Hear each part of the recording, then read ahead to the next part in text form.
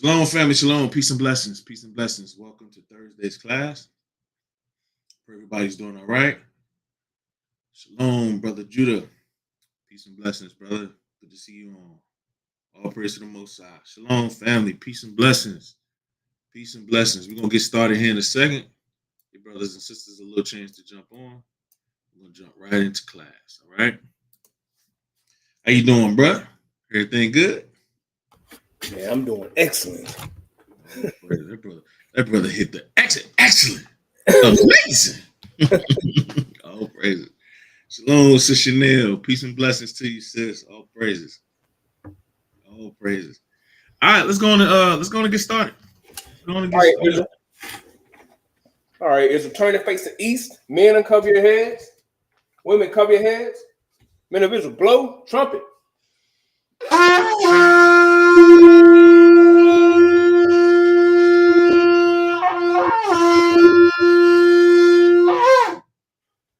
Our Father, who art in heaven, hallowed be thy name.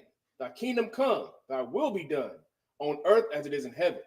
Give us this day our daily bread, and forgive us of our debts, as we forgive our debtors. And lead us not into temptation, but deliver us from evil. For thine is the kingdom, the power, and the glory forever. Heavenly Father, we come to you today, Lord, and just give you thanks for everything that you provided for the nation of Israel, Lord. We thank you for punishing us when we need it, Father, and encouraging us and sending men and women to be there for us when we need in times of trouble, Lord. Lord, thank you for your grace and your mercy. Thank you for the brothers who are dedicated, who are consistent in his walk to do the work, Father. We praise your name and everything you've done for the nation of Israel. Christ, as always, let your word go forth and heal the nation of Israel. Christ, in your name we pray. Amen. Amen. Amen. All praise to the Most High. Thank you for that prayer, brother. Thank you for that prayer. All right, title of today's class: Boundaries They Stole, Redlining, Oppression, and Our God Who Restores All. Okay? A lot of our people don't understand you got more against you than you even realize. You got more against you than you can even think or even fathom. Okay? These nations turned up the heat, man. They turning up the heat. And you know what happened when we get too hot? What happened when, hey, soon as summertime comes, what they say about our people? Oh, man, it's hot now. They about to act up. They about to act up. Okay? Is that not a true sentiment? Yeah, it's got to get in something. So we're gonna talk about redlining today. Did a little research into what it was and how it affected us and how it affects us today, right? And by this act or this action alone, guess what it does? It actually affects the climate. It affects the temperature. It affects the atmosphere. It affects everything. Hey, bear with me and pay close attention. We're going to start in Deuteronomy. Deuteronomy 32, we're going to start at verse 8.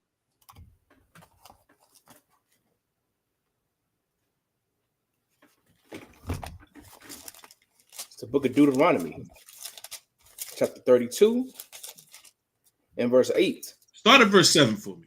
Verse 7. Remember the days of old. Consider the years of many generations. So in everything that we do, we always and oftentimes got to remember the days of old, our past generations, our past foreparents, our past foremothers and fathers, and look at their examples. And then look at our situation and see what success did they have so that we can have that same success today, right? So remember the days of old. Remember the generations of old. Come on. Ask thy father, and he will shew thee, thy elders, and they will tell thee. Unfortunately, our fathers and our elders can't tell us a damn thing today. They can't really tell us too much. Okay? But as we reach back to our fathers according to the scriptures, now we're getting insight. Now we're getting clarity. Because our physical fathers of today, they're not equipped to give us that guidance. So we reach back to the word of God, those things that was written aforetime, so that we can learn, we can grow, and the success that our foreparents had, guess what? In captivity, we can have that success. Okay, come on. Verse 8. When the Most High divided to the nations their inheritance, when he separated the sons of Adam, he set the bounds of the people according to the number of the children of Israel. So the nations, their land was already allocated. The bounds of these people was already allocated, right? And the place where never mankind dwelt, that was allocated to a people as well. It just wasn't pronounced or made known at that time, okay? But that was given to the northern kingdom of Israel as they came to this side of the earth. But the Near East, the Near Eastern region, Asia, Russia, all throughout Europe and in those places, that land was already stamped to be this nation's or that nation's or this nation's. So the Lord had already placed landmarks in these places. He had already stuck landmarks there, okay, when the earth was divided from Adam to today. But watch this, come on. Verse 9. For the Lord's portion is his people. Jacob is a lot of his inheritance. So just to be clear, the Lord's portion is his people, Israel. Jacob is the lot of his inheritance.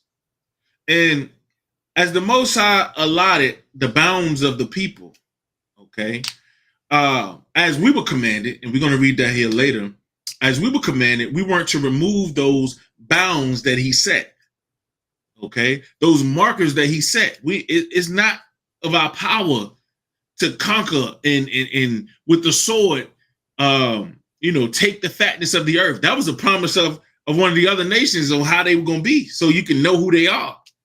That don't mean that it was right. It don't mean that the Lord was okay with that thing. See, we're going to understand as we read through these scriptures that the Most High is a God of justice. He's a God of justice. Okay? And understanding that the Most High is a God of justice is very important because his judgment is pure, it's true, it's perfect, it's great. Okay? And he hates thieves. You believe that? Hates thieves? Thieves. Yeah, he tells us not to. He hates them. So if you're stealing land, how you think he feel about you? Man, he hates your guts. Hates your doggone guts. Okay? So we got to understand why the enemies are drawing those lines, those boundaries, okay, those red lines, why they drawing these things? To separate, to oppress, to demean, to bring us down and things of that nature. What the Most High doing? He drawing lines of protection to bless us. He's drawing lines of protection to restore us. You got to always keep that in mind, man. From there, let's go to Isaiah 61 and verse 8.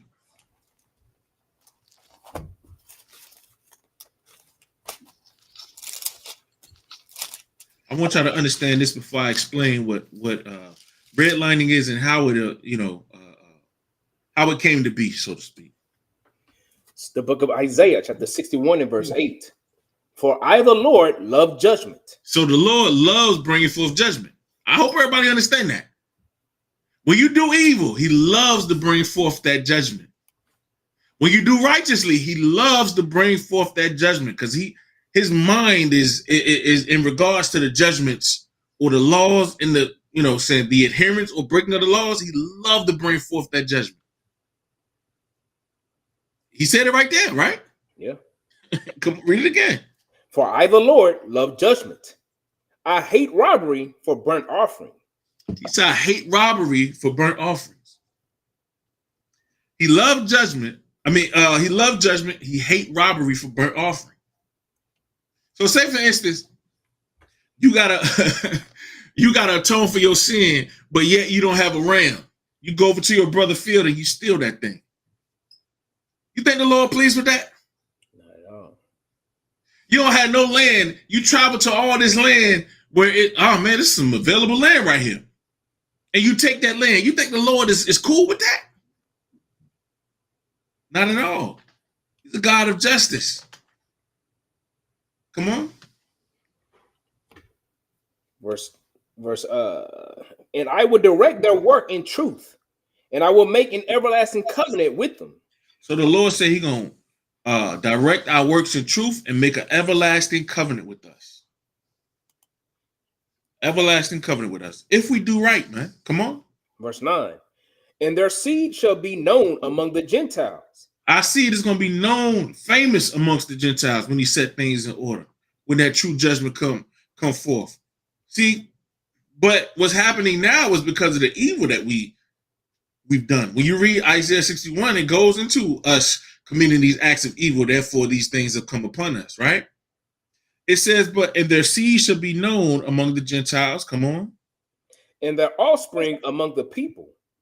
All that see them shall acknowledge them, that they are the seed which the Lord hath blessed. So everybody's going to acknowledge that we are the seed. We are the children of Israel. We are the seed that he's blessed. So although that oppression, although that evil, although those redrawing of lines and, you know what I'm saying, although all this madness has been done to us, everybody going to know what's up. Everybody going to know what's up. All praise to the Most High for that thing. Why? Because the Most High is a God of justice, judgment. He loves that judgment. Okay? So, and he hates robbery. He hates thievery. If he's still a man, he hates that. Okay? And he's going to bring forth that judgment in which he loves. Now, we're going to talk about the topic of discussion is redlining. Now, majority of our people, they won't necessarily go into what redlining is or even look at the history of redlining because they're like, well, it ended in 1951. Well, guess what? It never did. It never did. Redlining is historic and it's a modern practice of denying financial and housing services to you Israelites, to the oppressed, based on your location, based on your race, based on your community. Okay, and what does it mean by your community? If you are in a neighborhood, you drive through a neighborhood, you know that this is a quote unquote black neighborhood. You know that this is a Mexican neighborhood. You know that this is a white neighborhood. Now, if you make enough money, you can move into either one of those neighborhoods, but you know what those neighborhoods are. Everybody, like we can say or act like we don't, but you know. You know, right? Ain't that right, bro? Yeah, you know. Okay. So this redlining, it originated in 1930s when the US government Homeowners Loan Corporation, HOLC, they created maps grading neighborhoods. So they would take a map and they would circle neighborhoods within the map, right? And they would put different colors over the neighborhoods in the maps, right? And we're going to talk about those colors. One of the colors was green. So, and when we talk about U.S. government, we talking about the Federal Reserve. That's who the land is actually was sold to. And then they start piecemealing it off to other countries. That's neither here nor there. But what the Homeowners Loan Corporation began to do, they would take a color green, and wherever the so-called white people resided, guess what color they were? Green. Guess what color their neighborhoods was? Green. It was green. And green meant that was the best investment. This is the best investment. Then they had a color called red. Red was hazardous. Often the code for where so-called blacks, the so-called Hispanics, the so-called natives, where they lived, where they resided. Okay? And to the banking corporations, the Homeowners Loan Corporation, which was a federal government entity, they will mark our neighborhoods in red. So they will redline our neighborhoods and green line the other neighborhoods. So today you can move into a neighborhood that is green line, yeah, for sure. But it's often characterized by a specific profile. Every community has a profile, right? And I'm gonna show y'all that. I'm gonna show y'all as far as home ownership and everything else. Every community has a profile. And what happened with this redlining, it led to decades and decades upon decades of denied mortgages. So we couldn't even buy a house if we wanted to. Even if your credit was A1, you could not purchase a home. Did you know that, bro? No, I didn't know that. It led to low property values, which we see that today. If within our neighborhoods, you look at the property value of the neighborhoods that's still redlined today and the neighborhoods that's green line, our property values are very, very low. In the so-called, when it's our neighborhoods. I ain't talking about when you moved into a neighborhood that's of another nation. We ain't talking about that. We talking about the neighborhoods that's designated as ours, that's hazardous, that's red. That's what we talking about. Because people say, well, I don't live over there. I don't live. Yeah, okay. So in those lands, in those places, or in those cities or communities, is denied mortgages in a lot of them, low property value in a lot of them. Another thing, underfunded schools, under-equipped schools. The worst school systems that we can find is in what neighborhoods? The redline neighborhoods, right? And within those neighborhoods is generational poverty. Y'all want to know why that is? Because when you own a home, that's an asset that you can pass down from generation to generation to generation. So now, say for instance, we purchase a home. If I purchase a home and I own that home, the tax is good, we pay it up on it, we can pass it to my children, and then they can have a house and have a head start, a kick start, where they don't have to worry about, oh, I got to buy a house. No. Now we can refunnel those funds or those resources back into our community, right? Mm-hmm. I'm gonna give you an example of the lasting effects of what's been going on. Our people are the most so-called Blacks, Hispanics, and Natives. When it comes to FHA loans, we're denied the most. Did y'all know that? It makes sense. And white families, they receive them things freely. We got to jump through hoops, verify every nickel, dime, penny. We got to go through so much to just get those types of loans, and they're giving them those loans freely.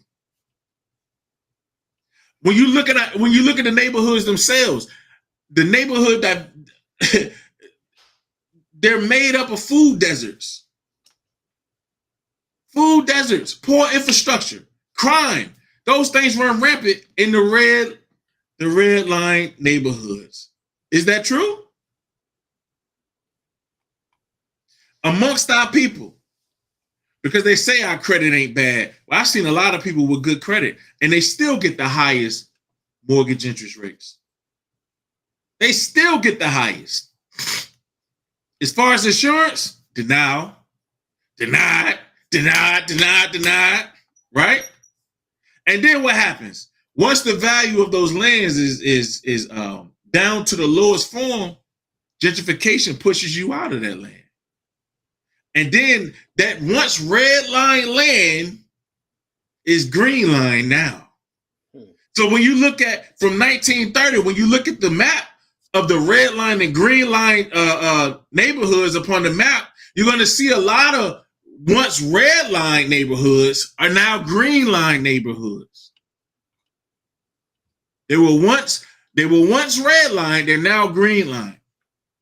Okay, so we're gonna talk about the problem. We're gonna talk about the solutions, and I want to give y'all some. I want to open your eyes to a few other things, like how this right here, them not giving us the loans, them not allowing us to live in these areas, or in the areas that we live in, they're disinvested, so to speak, to the point where we don't have the gardens, we don't have the trees, we don't have the bees, we don't have all the things we need for good oxygen to flourish. We don't have all we need for the climate to be right.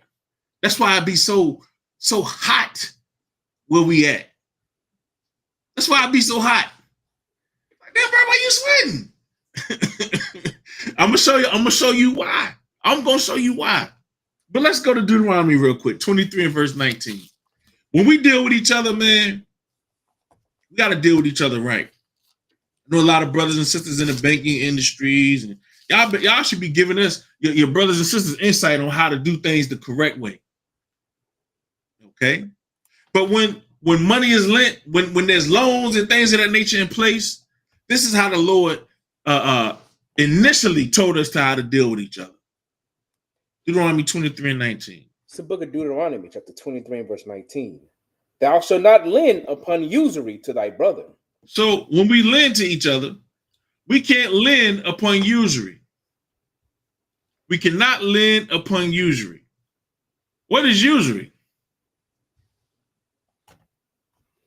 Usury is putting interest on your brother. So I looked it up. Interest is one major part of it for sure, right? Putting interest on the loan that you lend your brother. Mm-hmm. But usury, another synonym is overcharging. Oh. So it's not just interest. That's a portion of it. You're overcharging. And I found another word that was crazy when I looked up usury, I found another word that was so crazy. I said, man, it makes sense, but it's crazy. That word is extortion. Dang. Extortion, bruh. So when you lend, you can't lend upon usury. You can't extort your brother. You can't overcharge your brother. You can't add interest unto your brothers and your sisters. So understanding that command right there, right? That lets us know even to this day, we got to change how we deal with each other. We got to change our mindset. We got to change that. We got to switch that up. Because the first thing that come to our mind, I'm gonna hit him in the head for this. Yeah, I'm gonna hit her in the head for that. She gonna come up off X, Y, and Z for this. Overcharging is all this. That's how we do. But we don't charge the oppressor. Mm-hmm. We overcharge each other. But we don't charge the oppressor. But we got some solutions, y'all. We got some solutions. So thou shalt not lend upon usury to thy brother. Come on. Usury of money. Usury of victuals. Usury of anything that is lent upon usury. So when you lend to somebody, you can't exact usury upon money, upon victuals, food, usury of anything that is lent upon usury. So you ain't gonna hit your brother in the head up for nothing. If he needs to borrow some bread, borrow some bread. You know what I'm saying? If the brother got a good spirit, he gonna bring some bread back. Right. And you know, just being in his walk, I've seen people in the truth do. I'm like, and they should know that's Christian. How's that make you feel when you see brothers and sisters in the truth now? Brothers and sisters in the truth. When they do that, how does that make you feel? Man, it's disappointing, but for the most part, it's like, who can you go to if you can't even count on the people that's supposed to know how to treat each other? Man, it's crazy. We constantly trying to talk about people outside the community of our people, but it's our own that's, like you say, hitting us up against the head. It's our own that hit us up in the head. Okay, it's our own. From there, let's go to Micah chapter 2. Micah chapter 2 and verse 1. Micah chapter 2 and verse 1.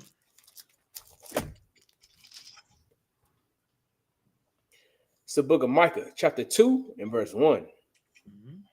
Woe to them that devise iniquity and work evil upon their beds. So the Bible says, woe to them that do what? That devise iniquity and work evil upon their bed.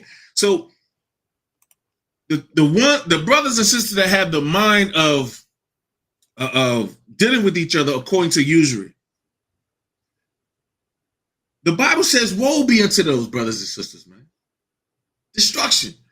So like the brother said, many of our brothers and sisters know what the commandments say. They know what the word of God say. But what happens? What happens? What happens? They steal because the love of money, the love of, power or something. it all oftentimes will trump their love for the commandments of the Most High. Woe to them that devise iniquity. Come on. And work evil upon their beds. When the morning is light, they practice it. So at the break of dawn, they're practicing that thing. Right? Come on. Because it's in the power of their hand. Because it's in the power of their hands. They have the power. So your enemy right now, your enemies, the enemies of the nation of Israel, they're practicing ways to affect you, practicing ways to keep you under subjection and things of that nature. Come on. Verse 2. And they covet fields and take them by violence. Didn't they covet the fields of the northern kingdom? Mm-hmm. How did they take those fields? Killed them all. Tried to kill them all. Tried to kill them all. Killed millions to take the fields. Okay. It says they covet fields, and how did they take them, brother? And take them by violence in houses and take them away. In houses and take them away. Now they exact things like taxes and stuff like that. If you don't pay your taxes and you own the house, what happens to that house? They'll take that thing away. Take it away. They will take it away.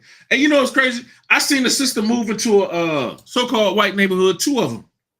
And the HOA and the president of the HOA they put levies and liens on their houses to take their houses because they ain't cut their grass or some dumb nonsense. So they was trying to take their houses because they ain't cut their grass. That's crazy. And they were going to take it by force. They actually locked the sister up. The sister went to jail. She went to jail. Come on. So they oppress a man in his house, even a man in his heritage. They oppress a man in his house, even a man and his heritage. Why? Because your house is your heritage that you pass down from generation to generation to generation of your own. The Lord knows the importance of us building our houses and passing them down to our children.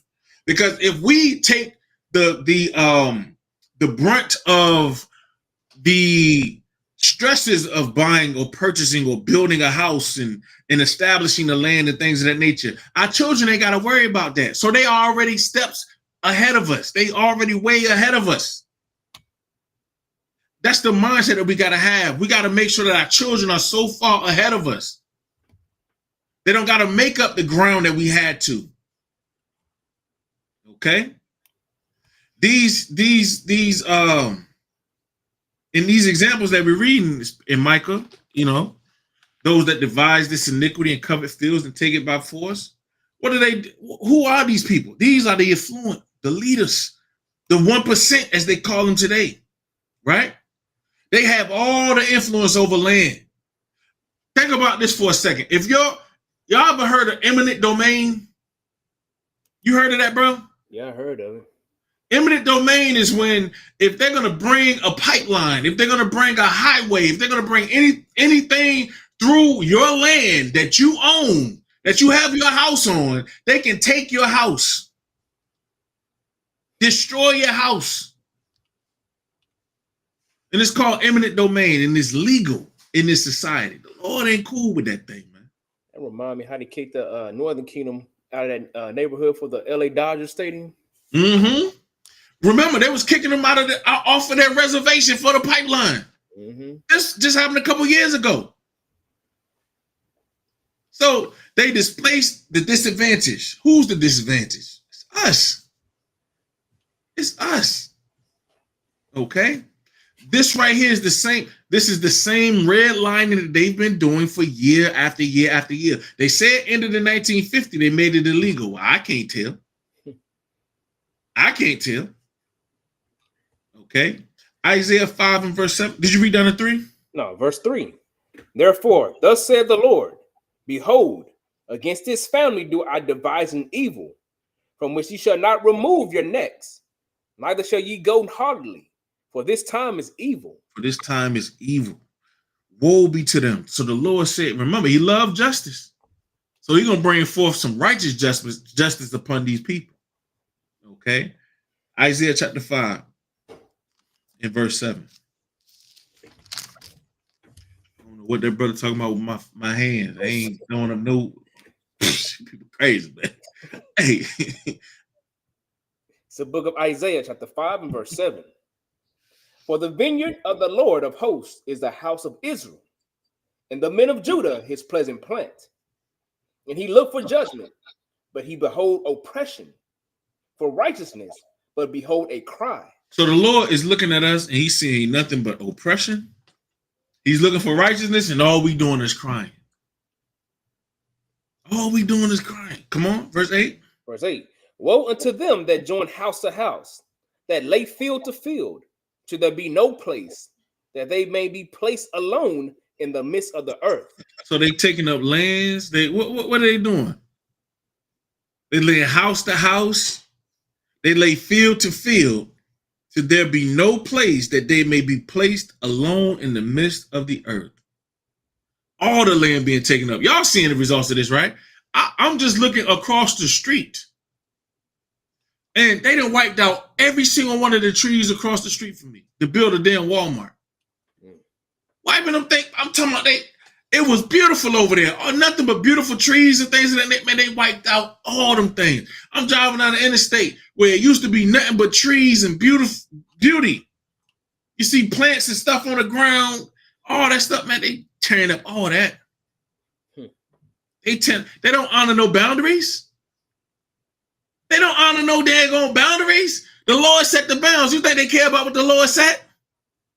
Not at all. See, we honor boundaries in the law. We were commanded to honor boundaries. If you stay beside me, if you live next door to me, and this was your plot of land, and you put up a no trespassing sign, hey, I couldn't trespass. Right? I couldn't go play. Hey, as soon as I step across that line, hey, I'm in the midst of evil. Yeah. Because we used to honor those boundaries. Because we understood with those boundaries came an inheritance. Just like today. With the houses that you build, the houses that you dwell in, the houses that you purchase, if you're able to, that's an inheritance for your children to come. Don't leave them no debts, man. Stop leaving your children debts. Okay? They'll never be able to dig themselves out of that thing. We got so much against us already. It's crazy. Stop leaving debt, man. Okay? In ancient Israel, guess what? Our physical boundaries were sacred. They were sacred, something that we respected. And removing a marker was like stealing somebody's inheritance. When you move that marker a little bit close, say this was your land marker. You move that thing in a little bit, just 20 centimeters.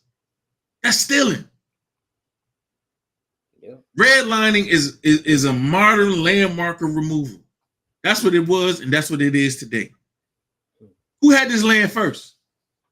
Northern Kingdom. Northern Kingdom of Israel. Our people. Okay? Our people. Who took this land? Who redlined this land? Who stole this land? We all know who did it.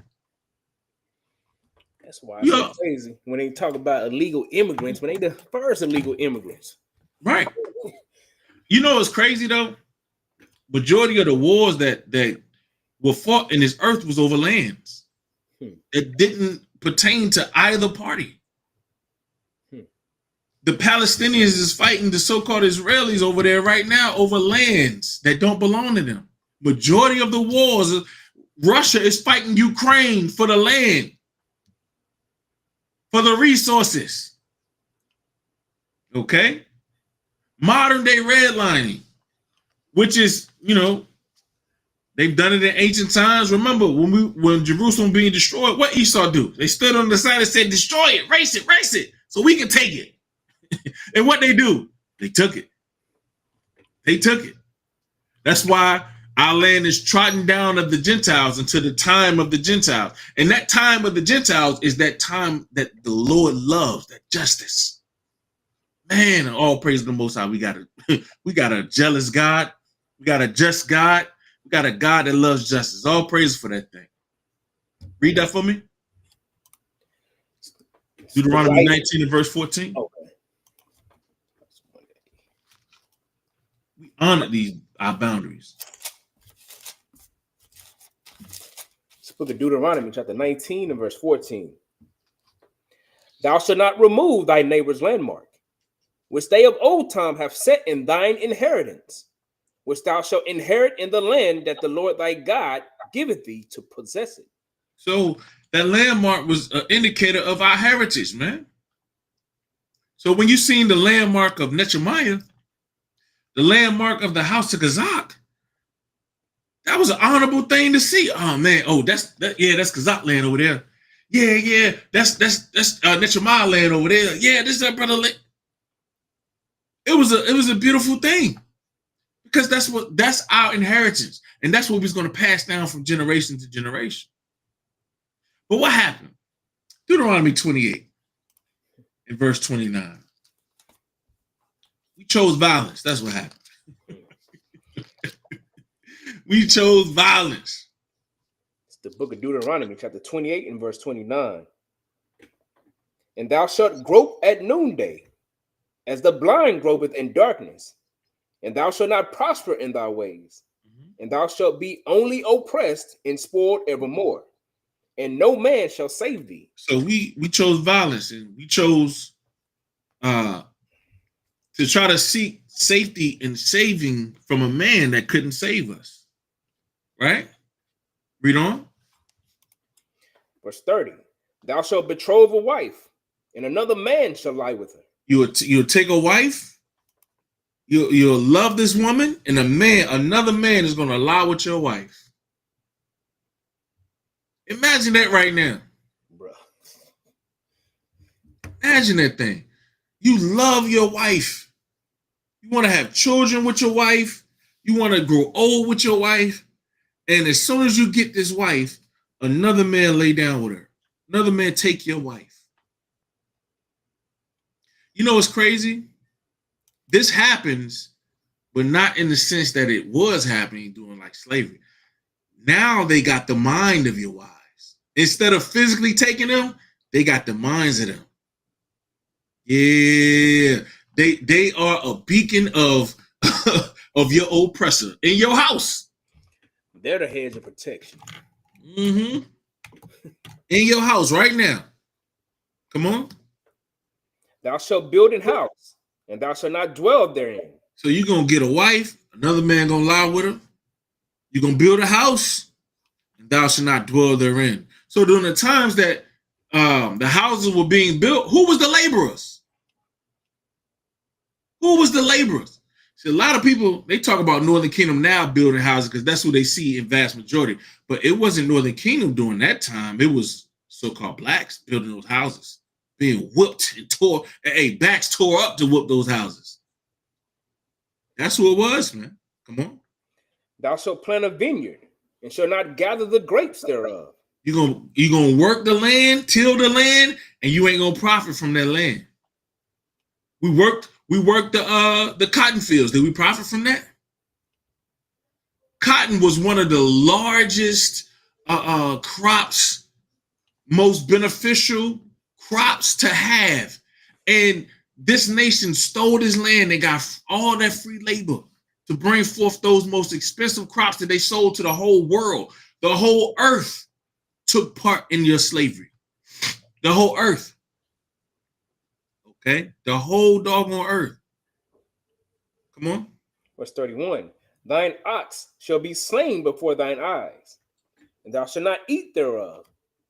Thine ass shall be violently taken away from before thy face, and shall not be restored to thee. Thy sheep shall be given unto thine enemies, and thou shalt have none to rescue them. So we don't have none that's going to rescue us. None that's going to save us from this evil. Why? Because we chose violence, didn't we? Jump down to verse 43. Verse 43. I don't know if y'all know this yet, but redlining fits perfectly into these curses, don't it? It fit perfect. Even when we worked hard, the systems, they blocked our ownership. They blocked, we worked the fields to try to build something or build an inheritance for our children. We worked hard and steady to try to build. Now, still working hard, they call us lazy. How do people that's how important, that's how you know how important perception and media is.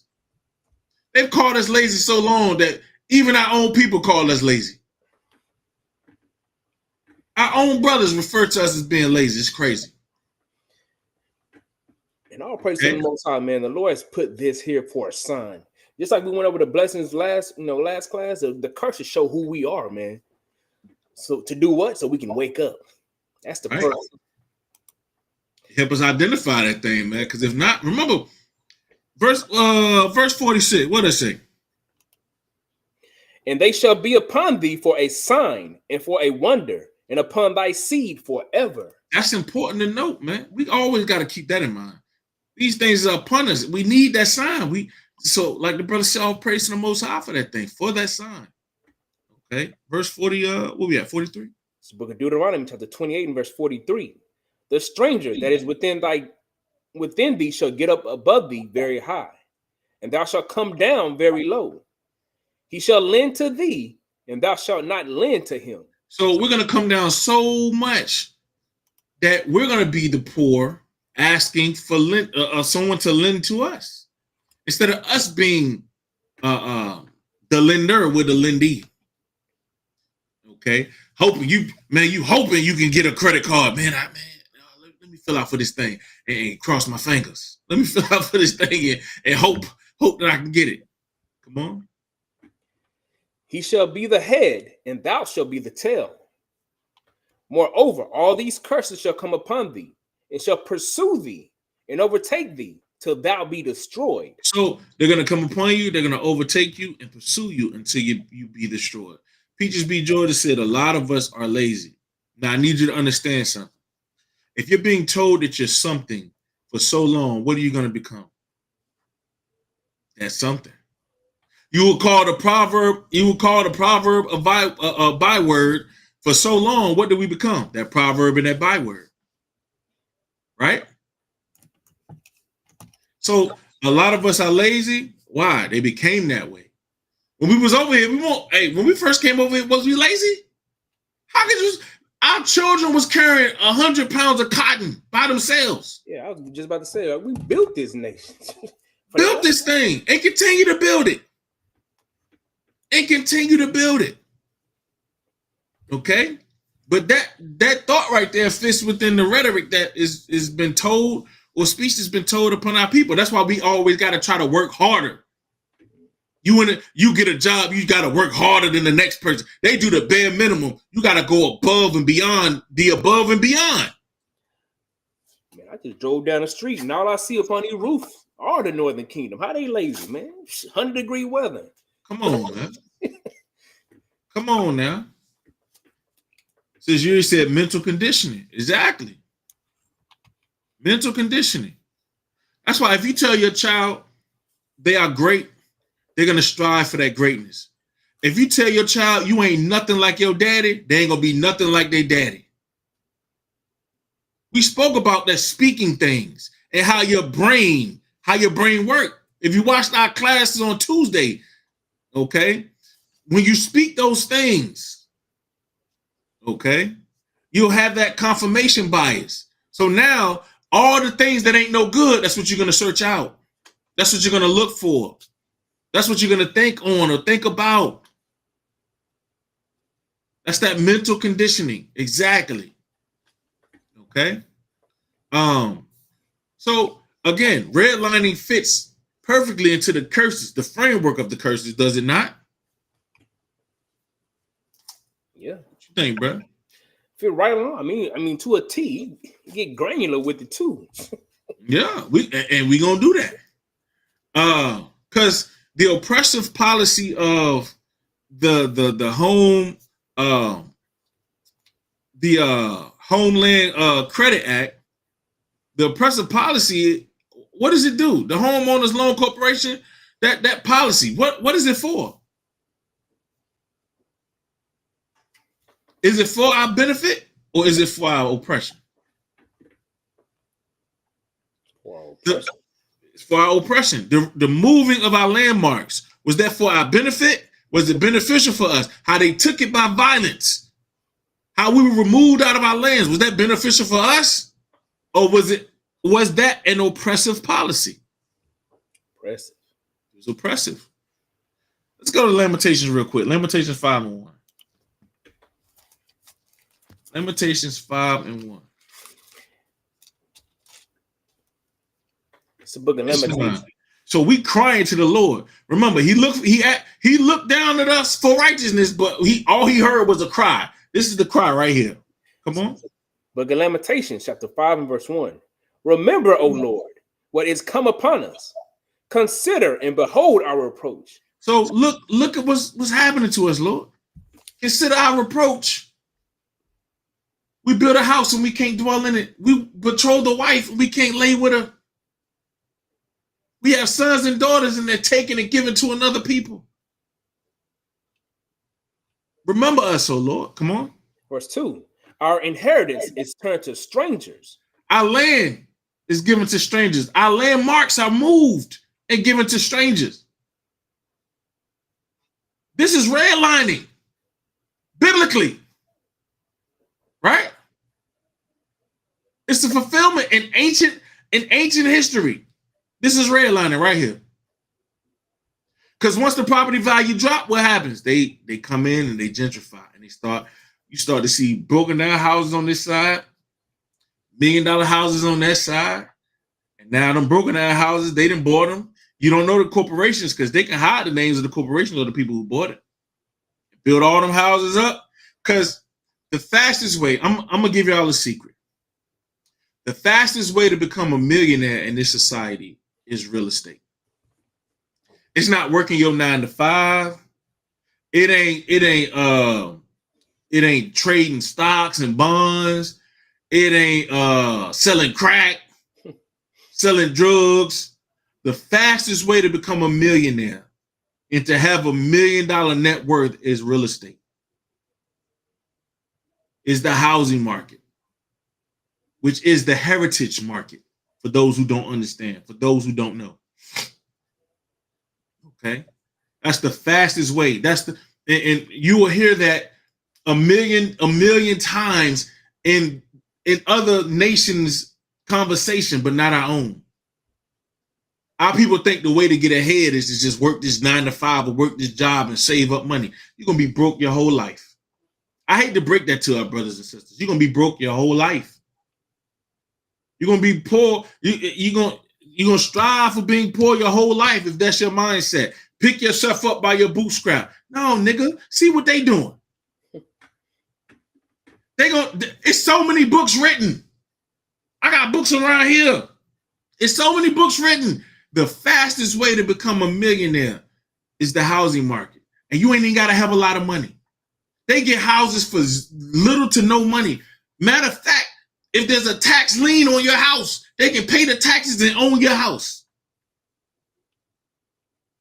It's not even that hard, not even that deep, because the nations are dumb as hell. I don't know if y'all understand it or not. They dumb as hell and they do the bare minimum. And they have us, the working class, do all the work for them. But what do they teach us? What have you learned over the course of all these years? What have you learned? Well, if I work hard and I save up some money, then I'll be able to get by. I'll be able to do this. Come on, man. Our people mindset is clouded by the thoughts of the oppressor. That's why I read this book. It's called Destroying the White Man's Indian. You ever heard of that book? Destroying the White Man's Indian. If y'all ain't heard that book, man, y'all gotta look at that thing, man. It's another book called The Making of an American, where it goes into how they made us American. They trained you, they taught you, you went through their school systems, which they required you to go through so that you could be a natural born what? Not entrepreneur, not a natural born thinker, but a natural born slave. Where you're going to continue to keep their agenda at the top of or at the forefront of your mind. What'd you say, bro? No, yeah, and don't go to them schools. They don't lock your parents up and then tax you even more. Be truant, be delinquent. Yeah. They gonna lock your doggone parents up. Okay. Hey. So again, redlining and things of that nature is a fulfillment of what? These ancient warnings, these warnings from aforetime, brothers and sisters. Okay. I'm just pointing these things out for us. Read on.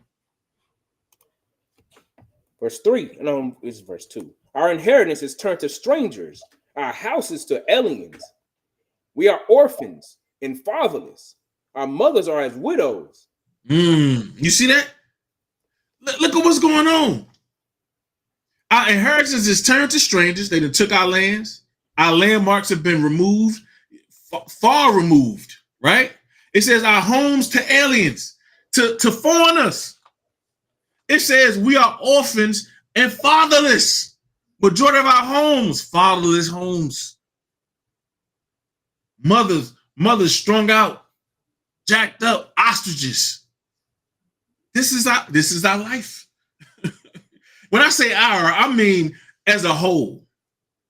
Some may say, well, not this or not me or not mine. As a whole, we got to stop separating ourselves. That's the problem. It says we are orphans and fatherless. Our mothers are as widows. Our mothers are like the mothers is raising the children like the fathers is dead. Come on. Verse 4. We have drunken our water for money. Our wood is sold unto us. We drunk our water for money. We paying for resources that you can't even listen. You can be fined if you trap rainwater in most places. I remember in Peru watching a documentary called Even the Rain, where some fat bastard in California, some dirty red Edomite in California is controlling the rain in South America. If they try to dig a well, they go down there and they seal the well and put locks upon that thing for them to survive off of resources that the Most High God created for us. We have drunken our water for money. Our wood is sold unto us. Well, whereas you're supposed to be able to go into the woods, cut your tree down, and make you a shelter. Nah, you need permits. You need all these things. It's so much red tape. And that lumber is sky high now, bro. Sky high. And even if you get land, you got to abide by the restrictions of who? Of the oppressors. Okay, come on. Verse 5. Our necks are under persecution. Our necks are under constant persecution, but we think we're free. We think we're free. Come on. We labor and have no rest. We labor and we don't have no rest. You work all your life. And that's all you know, so that's all you do. That's why a lot of our people, when they leave off from working all their lives, it's like they don't know what else to do, so they die. The nations use you up to the point where when you don't no longer have to work, you die. They give you Social Security for a little bit, but you die. They heavily medicate you so they can get you right on up out of here. They got a nice little system going, nice little scheme going around, don't they? Come on. We have given the hand to the Egyptians and to the Assyrians to be satisfied with bread. So we've given our hand, meaning we made agreements with all these nations, with the Egyptians, with the Assyrians. We shaking all their hands, thinking that they're going to feed us, thinking that they're going to help us, thinking that they're going to give us anything. We in agreement with every single nation. We done laid down with every single one of them, shaking hands with them, making covenants with them, which the Lord told us not to do. Now we crying, saying, Lord, hear us. Remember us, Lord. Come on. And to the Assyrians to be satisfied with bread. Our fathers have sinned and are not, and we have borne their iniquities. Servants have ruled over us. There is none that doth deliver us out of their hand. So we're being ruled by servants. We're being controlled by servants. The rich, when you look at the rich upon this earth, as far as you talk about financial riches, carnal riches. Who controls that? The servants. The servants. Give me Proverbs 22:7. And what are these servants doing now that they got the upper hand? What are they doing? Listen, sir, you going there to get a loan? Sir, you don't meet the qualifications for this loan. Oh, yeah, you can get a loan. But your interest rate is 28.999. You get the craziest interest rate ever. You get an 8 or 9, 10% interest rate on a house. That's crazy. That's crazy. When I was getting my house, a 2.5% interest rate was kind of high. Now it's up there like 8, 9, 10%, something crazy like that. Yeah. Somebody told me, man, hey, you should never refinance and none of that because the interest rate that you got on your house, you'll never see that again. You'll never see that again. The market ain't gonna never adjust for you to see the interest rate that you got. That's crazy. Okay.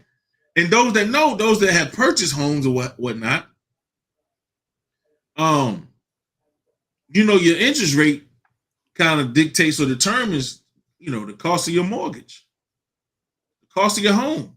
Yeah. And most people, they pay more to their interest than they do to the principal, which is crazy. Okay. And that's how this nation is set up. They don't honor nothing that the Lord told us to honor.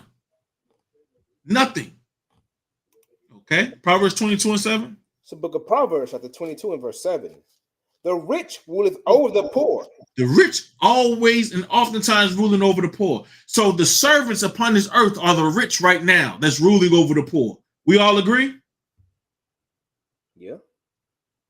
The rich ruleth over the poor. Come on. And the borrower is servant to the lender. And the borrower is servant to the lender. The borrower is servant to the lender. That's free. Our current plight. What'd you say, bro? You thought it was free. You thought you was free. Read that one more time for the people in the back. The rich ruleth over the poor, and the borrower is servant to the lender. The borrower is servant to the lender. The rich ruleth over the poor. They control us. You going out there and you working for what? To pay your rent, to pay your mortgage, to pay your car note, to pay your insurance, to pay all these things, to pay your taxes. Man, you tax 17 times before you bring anything to the crib. That's crazy to me. That's crazy. The other brown nations, like in Dubai, they're like, I don't understand income tax. I don't understand the tax system that they have. I don't know. We might need to go and move on over there, man. Get abused by them. We just shook hands with everybody else. Right? Hey, that's why, again, bruh said, you thought you was free. Baruch 3:8. Baruch 3:8. It's the book of Baruch, chapter 3 and verse 8.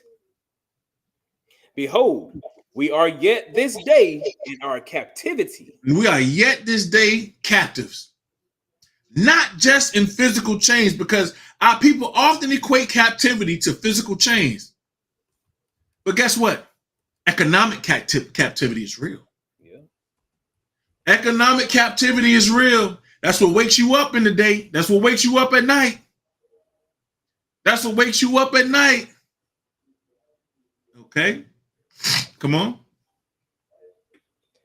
Where thou hast scattered us. Let me read it from the top. Behold, we are yet this day in our captivity, where thou hast scattered us for a reproach and a curse, and to be subject to payments. To be what? So we're a reproach, a curse, and subject to payments.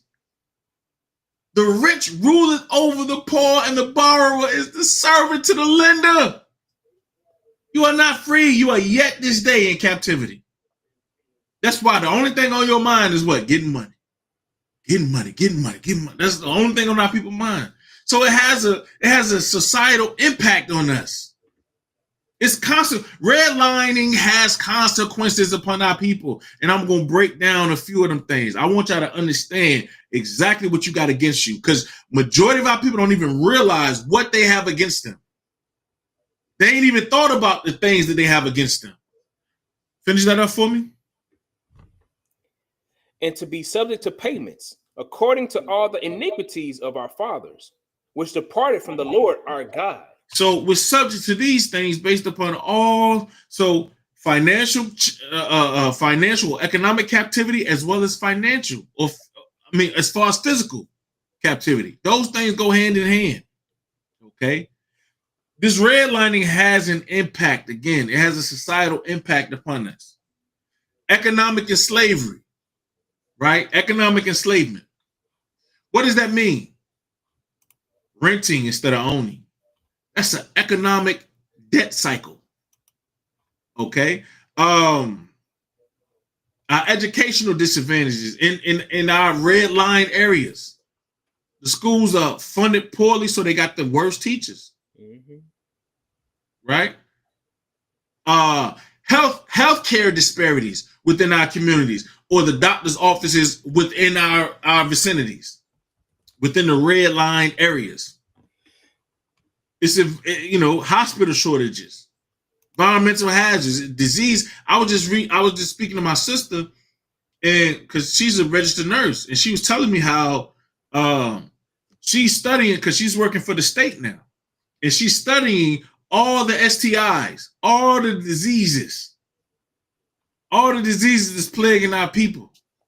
She's studying them in depth to try to help them, because we're plagued with those things more than other nations.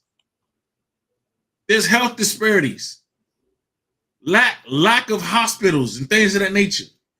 Okay, our community breakdown. That's a doggone societal impact on redlining. What does it do? It forces moves. It destroys our generational stability. We don't live by each other. We don't grow by each other. We don't prefer one another, as the scripture says, right? So instead of living amongst each other, what do our people do when they get a little bit of money? They leave. They get away from their people. Why? Because the societal stigmas that are put upon our people. That our people in themselves, they repeat, they say, they speak about those things. One other societal impact of redlining, or the consequences, is climate. It's climate change and climate crisis. Let me show y'all something. Let me share my screen. I was reading this article, and it says how a racist home loan program created a climate crisis. Now, someone say, how did redlining create a climate crisis? How? What do you mean? Let's do a little reading. It says, as the world gets warmer, extreme weather events are increasingly common and increasingly devastating. In the United States, heat waves have emerged as the leading cause of weather-related fatalities, and communities of color often face the greater risks. The Center for Disease Control and Prevention estimates that extreme heat kills over 600 Americans each year, which amounts to more fatalities than deaths by hurricanes, tornadoes, and floods combined. Temperatures are rising all over the country, but cities have felt the burn of the change because metropolitan areas are generally hotter than their natural surroundings. Hallmarks of urban development account for the difference. Asphalt and tall buildings trap heat.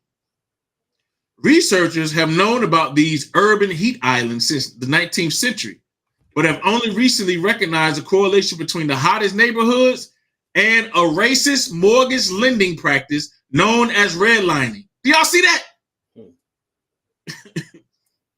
Redlining began in 1933 when the federal government created the Homeowners Loan Corporation to stabilize and encourage home ownership as the nation recovered from the Great Depression.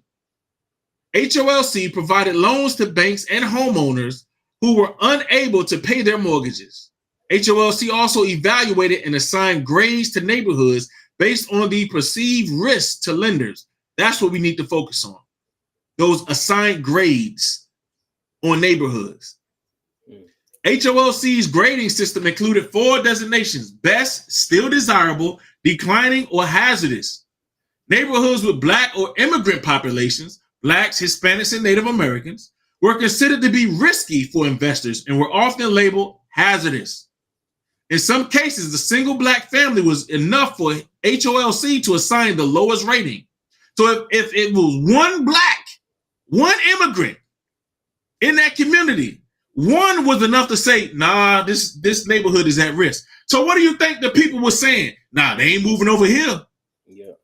There was an incentive to keep the so-called Blacks, Hispanics, and Natives away or out of their communities. When HOLC created maps to illustrate these designations, it outlined the riskiest areas in red. Due to these perceived risks, residents of redline neighborhoods could not secure mortgages from HOLC or Federal Housing Administration, the FHA. Between the 1930s and 1960s, when redlining became illegal, only about 2% of FHA loans were given to people of color. For many people, homeownership builds wealth that they can pass down to the next generation. Everybody knows that, except us for some reason. It says, in fact, some economists argue that inheritance and other intergenerational transfers account for more of the racial wealth gap than any demographic and socioeconomic indicators. So the passing down of houses and resources and things of that nature, that's the biggest gap between us and the nations. And they keep us from these things, though, having that mindset, right? It says, unsurprisingly, by the time the Fair Housing Act banned redlining in 1968, they said they banned it. The damage was deeply entrenched. Today, 74% of redline neighborhoods are deemed to be low to moderate income, and many remain hyper-segregated. Hyper-segregated, that's a different type of segregation right there. Hyper-segregated. Another result of decades of disinvestment in redline neighborhoods is unequal urban heat distribution. Pay close attention to what I'm about to read. Unequal urban heat distribution. So our neighborhoods are hotter. What happens when the summertime comes and when that heat comes amongst our people? Man, we go crazy, don't we? Mm-hmm. In many cities, green space is concentrated in affluent and predominantly white communities. Unlike more affluent white homeowners, minority and low-income renters did not have the power to lobby city officials or landlords for more green space. Over time, property values dropped and have remained low. Urban planners have used the cheap land for constructing highways and large building complexes out of heat-absorbing materials such as asphalt and concrete. So we get the asphalt and concrete. They get the green gardens and lushness. Yeah. As a result, historically, redline neighborhoods experience temperatures today that are hotter than the city average. In the summer, intra-city temperatures can vary by more than 10 degrees Fahrenheit. So our neighborhoods is 10 degrees hotter than the rest of the neighborhoods. It says even more modest differences can create significant livability issues.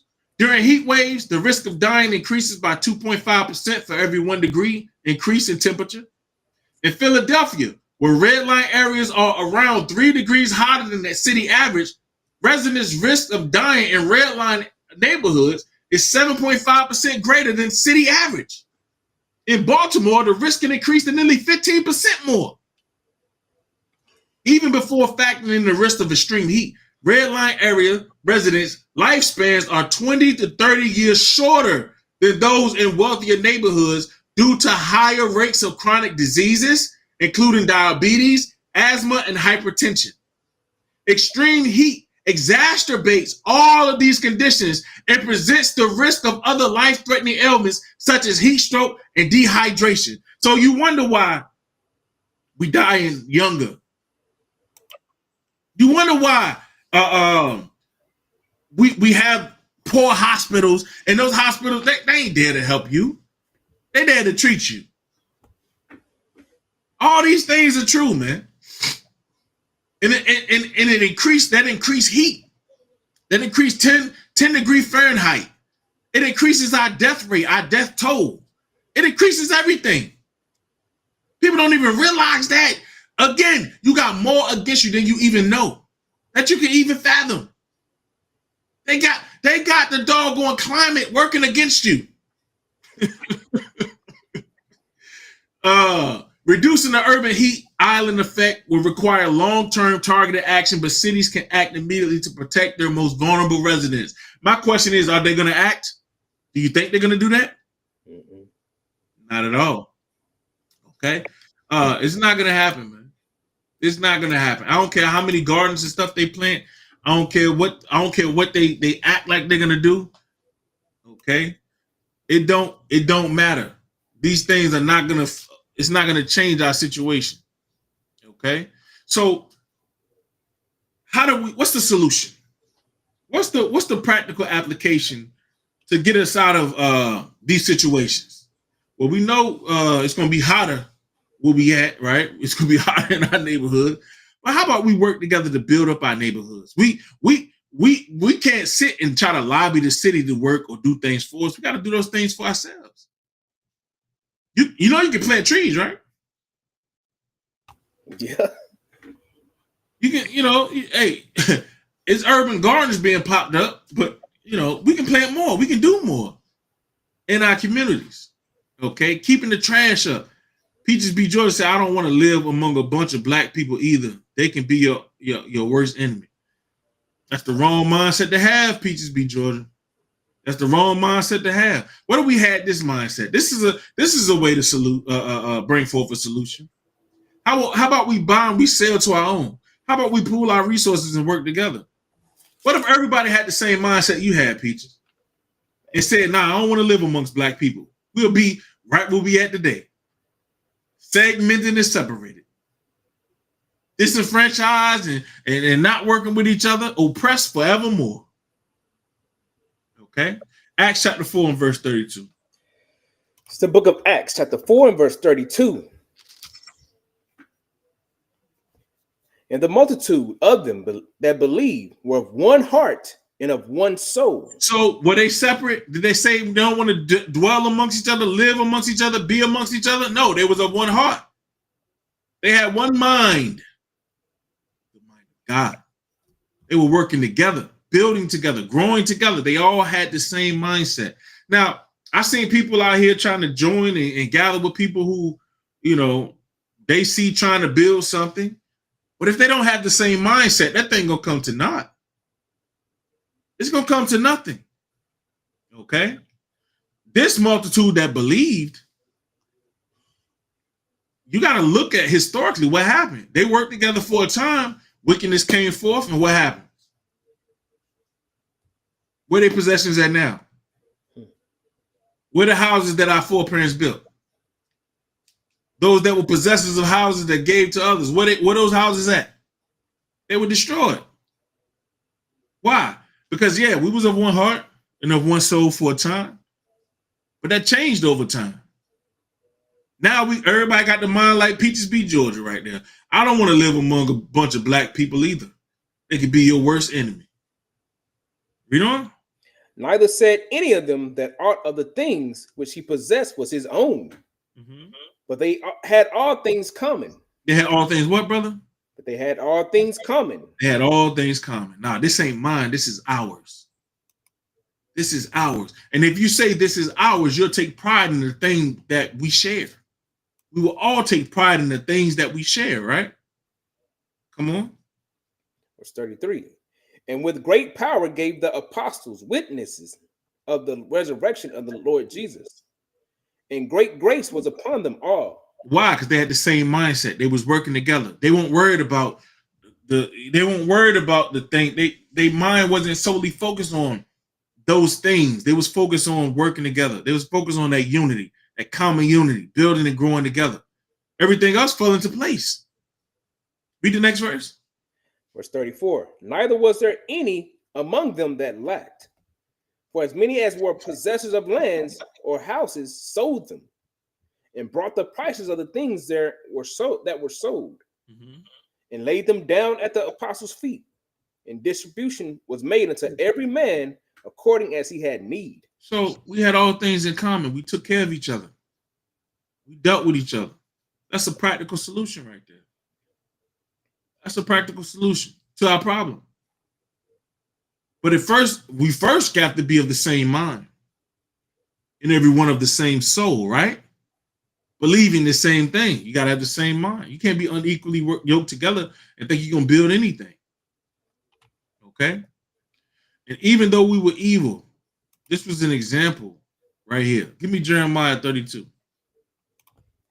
Even though in our evil times or even in our wickedness. Okay? Even in our captivity.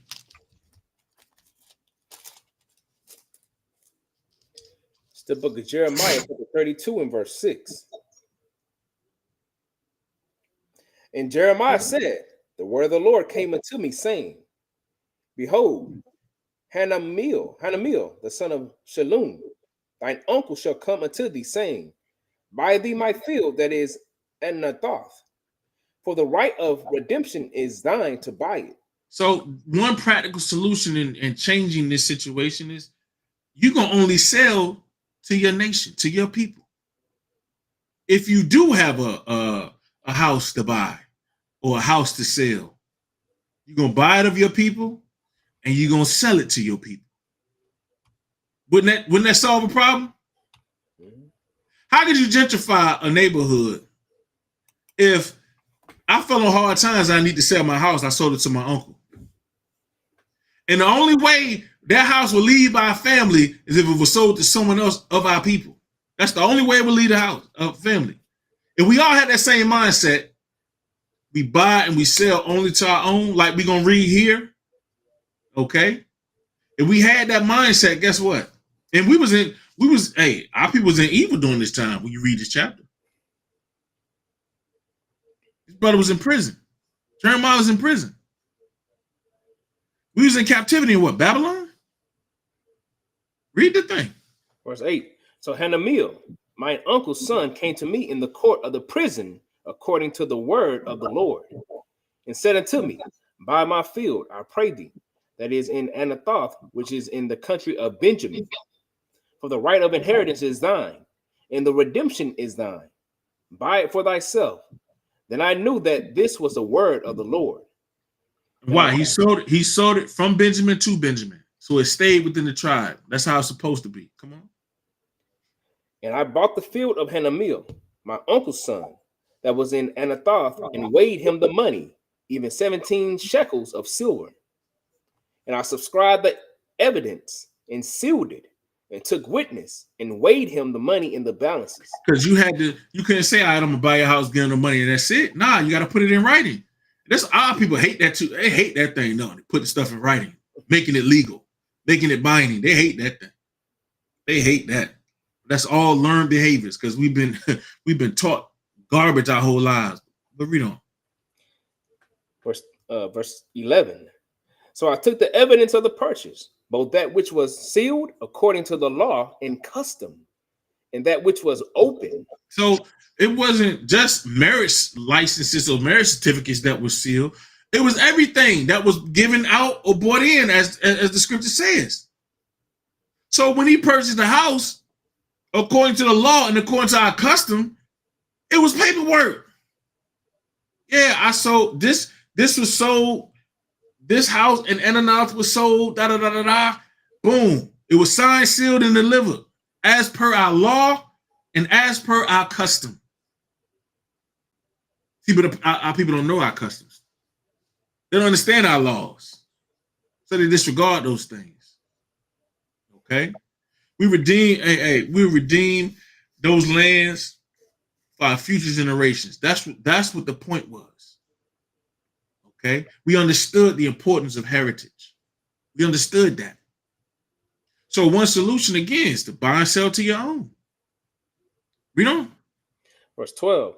And I gave the evidence of the purchase into Baruch, the son of Neriah, the son of Messiah, in the sight of Hanamiel, my uncle's son, and in the presence of the witnesses that subscribed the book of the purchase, before all the Jews that sat in the court of the prison. So he had witnesses as well. So when you doing paperwork, you signing that thing, you writing out what it is, you got witnesses there, okay? They can say, okay, yeah, this was a good, clean purchase. He weighed He weighed the 17 shekels out, all that stuff. Come on. Verse 13. And I charged Baruch before them, saying, Thus saith the Lord of hosts, the God of Israel, take these evidences, this evidence of the purchase, both which is sealed and this evidence which is open, and put them in an earthen vessel, that they may continue many days. So this is sealed, this is open. So they had multiple copies of the documentation. You see that? Multiple copies. This was sealed. This was open. Why? Why was this one open? So you can read that thing. People can reference that file. This purchase or sale on file. Then you have a notarized one that's sealed, that's not open. Okay. So if the one that's open is lost, now you can go to the one that's sealed, and boom, it's certified with that seal. We need to get back to Torah. We need to get back to the laws of God, of course, because it teaches the laws of God teach us how to deal with each other. Okay, it teaches us how to deal with each other. That's why in Acts 4 they knew how to pool the resources and make sure any that lack were taken care of. Okay, here in Jeremiah we knew how to buy and sell to our own. We understood our heritage and things of that nature. Our people. They disregard the Old Testament and they lose sight of all that they should be doing. Okay. You read down to 15? Verse 15. For thus said the Lord of hosts, the God of Israel, houses and fields and vineyards shall be possessed again in this land. So we're going to have them houses and fields and things of that nature. We're going to have that again. We're going to have those things again. This time we're going to take care of them things, though. This time we're gonna do it right. You understand? The boundaries, they ain't gonna be stolen no more. Those lines are not gonna be crossed anymore. So again, another solution. Creating education for our brothers and sisters, giving them credit and financial information. Shouldn't we do that? Mm-hmm. Proverbs 27 and 23 says we gotta be diligent to know the state of the flock. Know if they lack wisdom and understanding to provide for their heritage or not. We're supposed to help them out. Okay. We got to try to keep wealth circulating amongst ourselves. Try to keep money circulating amongst ourselves. You know, the hardest part about that is that mindset that I don't want to deal with my people. I don't want to do business with my people. I don't want to live amongst my people. So how could you keep wealth circulating amongst your own people if you don't deal with your own people?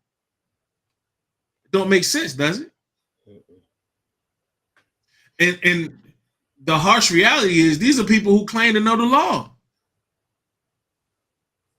For those that know the law of God, we got to be advocates as far as the laws are concerned to the people, right? Give me Proverbs 31 and 8. I'm gonna give an example of that. Proverbs 31 and verse 8. Those that claim to know the law, we're not to avoid the poor. We're not to step aside or step away from those that are less fortunate in things of that nature or needy. No, we're supposed to deal with them like this. Come on. It's the book of Proverbs, chapter 31 and verse 8.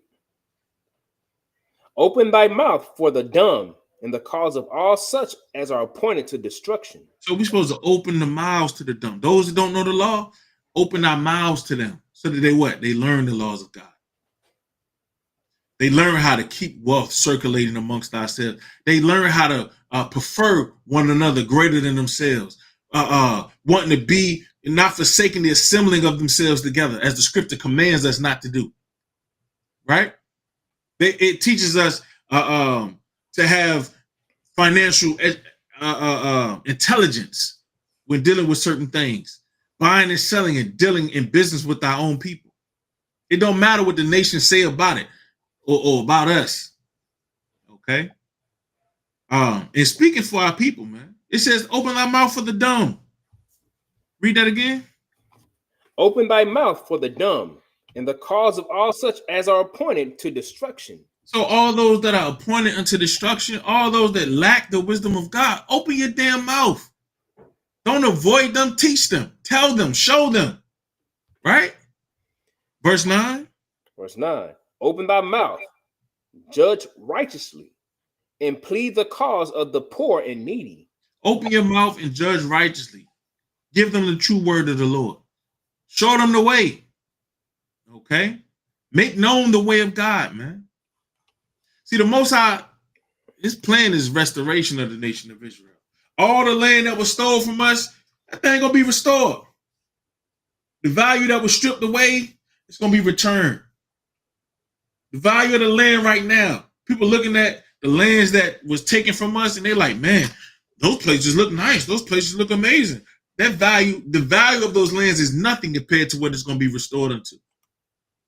Give me Amos chapter 9 real quick.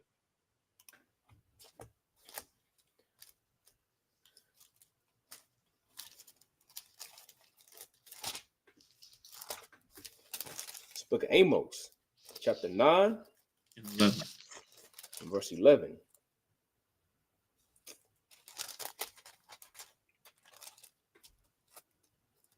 In that day will I raise up the tabernacle of David that is fallen, and close up the breaches thereof.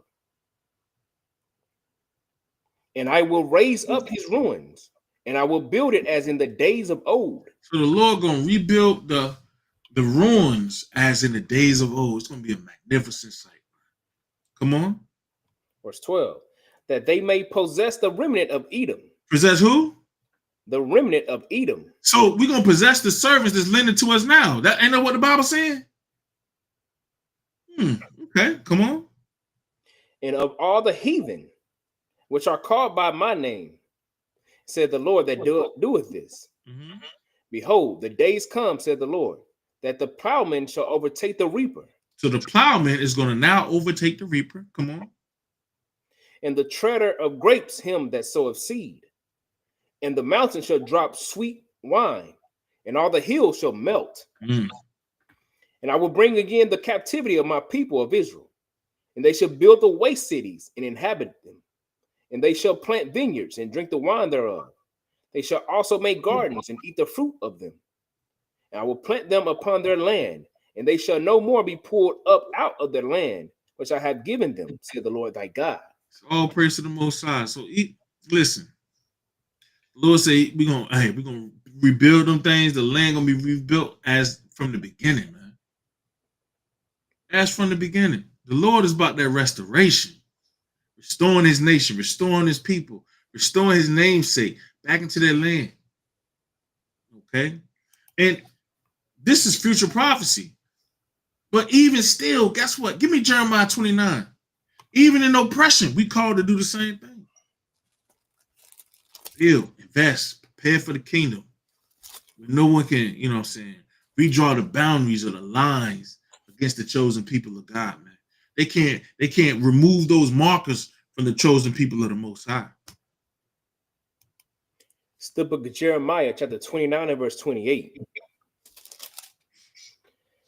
For therefore he sent unto us into Babylon, saying, this captivity is long.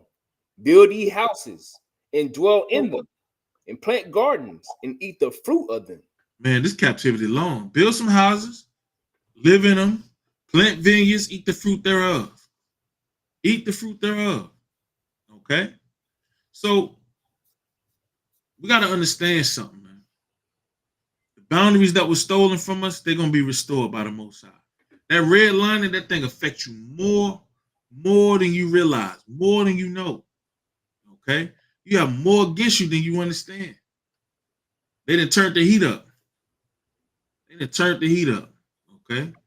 All Hispanic Israelites. You tell me. Rip baby. Are there any questions pertaining to class? That's all we got for today's class. Is there any questions pertaining to class?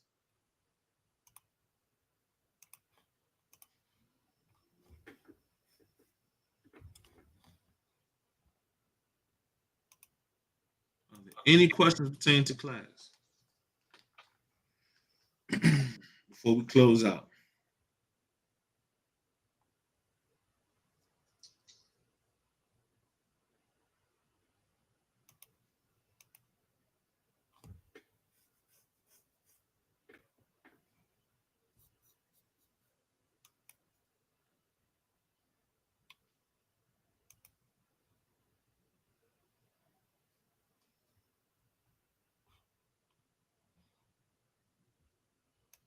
I don't see any questions pertaining to class. Louisville, class was edifying. Boundaries they stole. We identified those. Gave the lasting effects of redlining, oppression, and the restoration. So all praises for that thing, man. Yes or no? Come on here, try to give me no ultimatum to answer your question, man. The hell? Hey, you can take that somewhere else there, real baby. Was you all right? Is you okay? Come on, man. Send that question to info@airsofvisual.org. If you got a question about redlining and the boundaries drawn, we can talk about that. Okay. Send your question, Rip Baby. Put your name, your email address. Send it to info@airsofvisual.org. All right. Or you can go to the website, www.airsofvisual.org. You can submit your little question there, brother. Trying to learn something? Okay, send your question there. We'll give you a matter of fact, if you go on the website, you can find some information on that as well.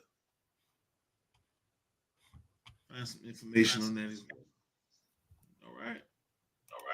All praise to the Most High. Don't forget our classes are Tuesday and Thursday, 9:30 p.m. Eastern Time. And Sunday, 12 p.m. Eastern. Okay. And on the Lord's Sabbath, which is the seventh day, we start at 6:30 p.m. Eastern Time. Be there. Okay. And what we're gonna start doing going forward, we're gonna we'll probably put out the classes. We're gonna put out the class topics ahead of time, so you can brothers just kind of read up on kind of what we're gonna discuss, so it ain't just too fresh in your head. Yeah, hey, Rip Baby, hey, yeah. You stay out that fire there, G. You stay out that fire, man. Hey, I heard it. Yeah, I heard it's hot. Yeah. Get some understanding, man. Stay out that lake of fire, man. Stop trying to condemn your brothers and your sisters, if that's what you're trying to do. That lake of fire is gonna be real hot, man. You gotta stay up out of that thing. I pray you do. If you Israel, I pray you do. All right. All right, family. That's all we got for today's class. Louisville will catch y'all on the Sabbath. If life lasts and the Lord allow. Until then, shalom, peace and blessings. Shalom, peace and blessings.